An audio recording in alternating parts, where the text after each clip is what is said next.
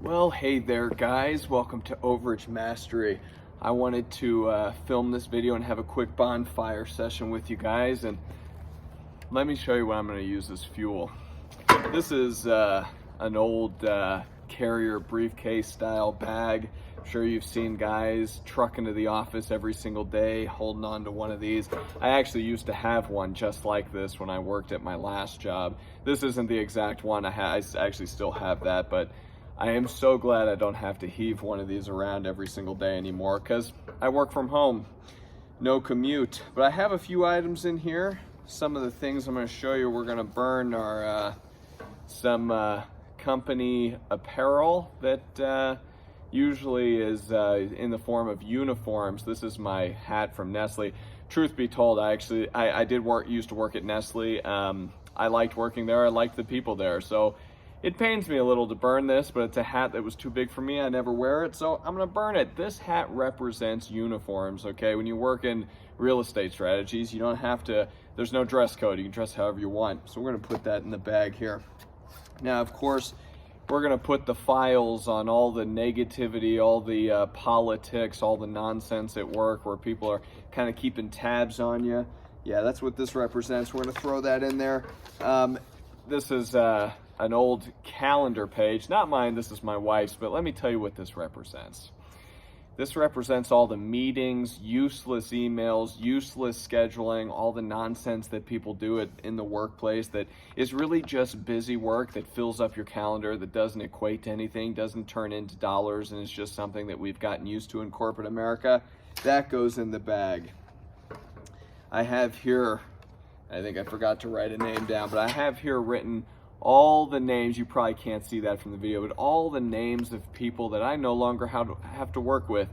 People that annoyed me quite a bit. I just thought of another one, a guy named Bob, who is this is actually his name, who I had to work with, was one of my managers, was the worst manager I've ever had in my life. And yeah, I had a lot of people that I've worked with over the years that caused me quite a bit of grief, and I'm glad I don't have to work with them anymore. In the overage world, you get to work with yourself.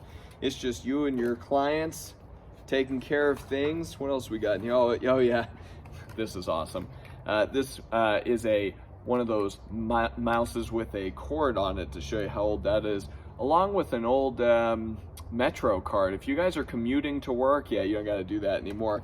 All the useless tech, the programs, the stuff that isn't just your laptop and cell phone, guys, you don't have to deal with that no more. This is what we're going to add in the fire.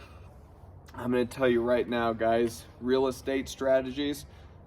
I like to cheat a little bit and throw some of this on there.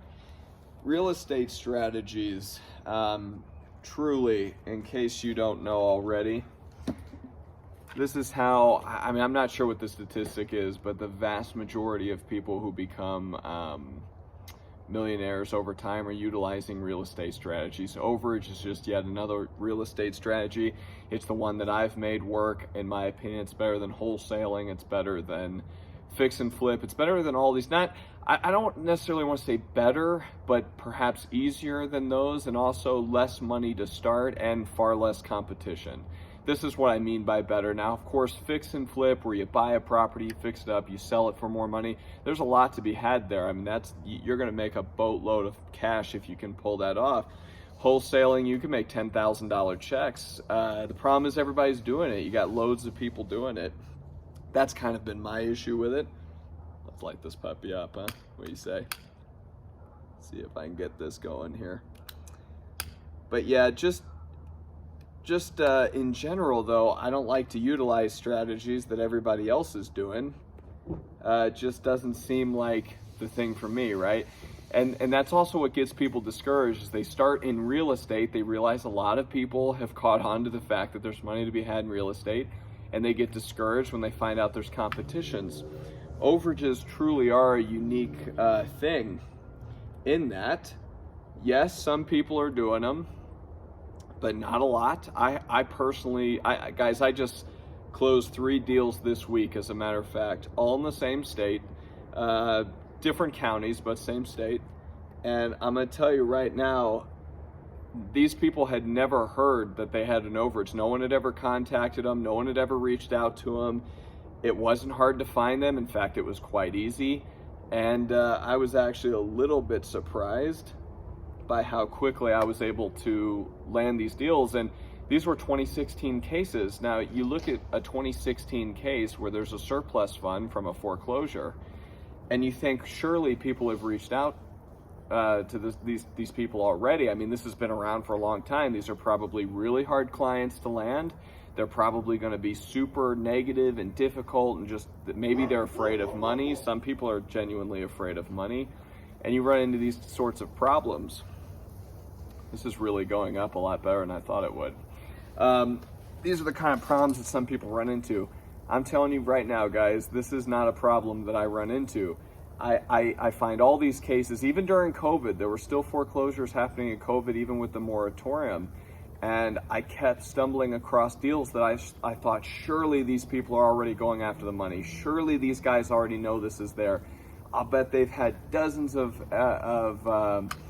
recovery specialists reach out to them. It never was the case. It never happened. These people, this was the first call they received the first time.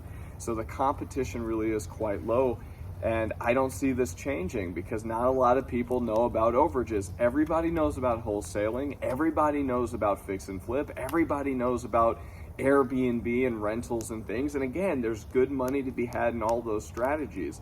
But I am telling you, as I live and breathe, this just is not something, overages that is just not something a boatload of people doing. So we get to kind of sit around, bask, and enjoy the glow of success when doing a new strategy like this. Guys, real estate really does work. It really does create millionaires. It really does create a lot of wealth and financial freedom, which is something I'm going to cover a lot on this channel because I believe in creating financial freedom for my students. So if overages is something that you're interested in, and honestly, I'm biased, but I think you should be, simply because the foreclosures never stop, which means the overages and the excess funds never stop. So if that's something you are interested in learning about, I'd love to talk to you. You know, DM me. Slide into my DMs, it's okay. I'd love to talk to you to see if this is a good fit for you. But now is particularly a good time to get into overages. The moratorium that Biden put in place has ended. People are getting foreclosed on left and right. And while I agree that that's super unfortunate, there is light at the end of the tunnel for these people because usually there's $30,000, $40,000, $50,000 that they don't even know exists, and only you can help them retrieve it. They don't know where it is. They don't know how to get it. They don't know how the court system works. They need your help, right? They need help figuring this out. So not only are you able to get them 40, 50K, but you're able to take 30 to 40% for your efforts and for your finder's fee, if you want to call it that, or even more to the point, your ability to get that money out for them and in their bank account. It's a win-win-win, right? You win, they win, and the trustees or the government who sold onto the funds, they win. I can't talk more highly about this business. It has worked so well for me, guys. I'm not special. I'm not interesting. I'm not a super genius or super salesman. I have a whole video on the fact that I am not a salesman. But when you think about it, this isn't really a strategy that involves sales. I mean, what are you selling them on? It's money, right? You're just selling them on free money. That's the easiest product in the world to get people hooked on, which is all we're doing here. Now, some people are gonna not believe you. That's okay. There's ways to get around that. Some people are going to be a little bit leery or afraid to go after money, especially those who have had bankruptcies or who have been running from the IRS. That's okay. There's ways to calm those problems down. There's ways to get around those issues and fears. The important thing is that people get back on track. They get back to getting money, and after a foreclosure, I'm not gonna lie to you guys, my knee is like really burning right now, but I kind of got to lean into the frame here. This is way hotter than I thought it would be. I know, silly, right? But anyway, I don't even know what I was saying. I'm too focused on my blazing hot knee, but point is, a lot of people, or not a lot, but some people are going to have fears and problems. You have the ability to calm those fears and issues down, and I teach all of my students how to do that. It's actually a lot easier than you might think. The biggest one, as you can imagine, is people are going to think you're fooling them. People are going to think you're not being truthful with the fact that there's $40,000 in a trust waiting for them, and it just needs to be cleared by a court. Well, it's easy to convince them. I'll just put it that way, especially when you're talking about free money. People are going to be interested when you're talking about money that needs to go to them, right? So it's just a matter of knowing the right way to present it to them so that they understand it's real, and that's something that you can do. Forget about all this nonsense from current jobs or employment. Guys, I've been working from home now for years. I do not look back. I don't regret it. It's the best choice ever. I mean, who doesn't want to work remotely, right? I know I do, and it's great.